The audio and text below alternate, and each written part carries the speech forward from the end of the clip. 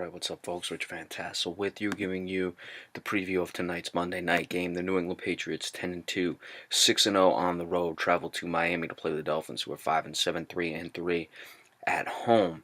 Injuries for the visiting New England Patriots, all listed as questionable. Stephon Gilmore, cornerback; Trey Flowers, defensive end; Matthew Slater, wide receiver; Chris Hogan, wide receiver; Brandon King, safety. For the Dolphins, Damian Williams, running back; and Jermon Bushrod, guard, are out. Cordrea Tankersley, cornerback, is doubtful. Devon, Godchow, and Michael Thomas, safety. Godchow is a defensive tackle, are questionable. Miami is laying big points in this game. They're 11.5-point favorites. I mean, to me, even that's a little high. Miami has generally played them well, generally plays them well down in Miami as well.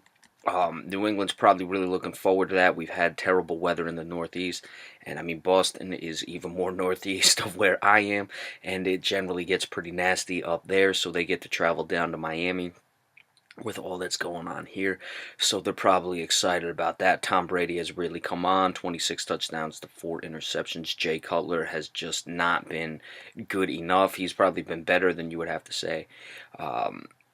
He's been in Miami as far as turnovers or in Chicago in the past as far as turnovers and those sort of things, but it really just hasn't necessarily clicked with the Dolphins this year. They are still alive because Baltimore lost. Buffalo did win, but both those teams are 7-6. They win.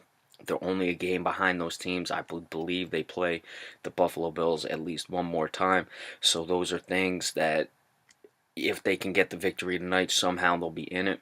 Looking at just the game, they've really struggled to run the ball since they've let Jay Ajayi go. Kenyon Drake has had good games. He's a little shy of 5 yards per carry. It's just barely shy of it, but he's not been really necessarily consistent. A lot of those he's piled on the numbers. You look at the receiving game for Miami. Can they exploit that Patriots secondary? Especially with a questionable Gilmore, maybe. But the defense, like we said, for the New England Patriots has come on. It's just a tough way to attack New England. You know, do you try to keep Tom Brady off the field when you're on offense and try to run the ball and hope you can eat up the clock that way? Do you try to go downfield and just have a shootout with them?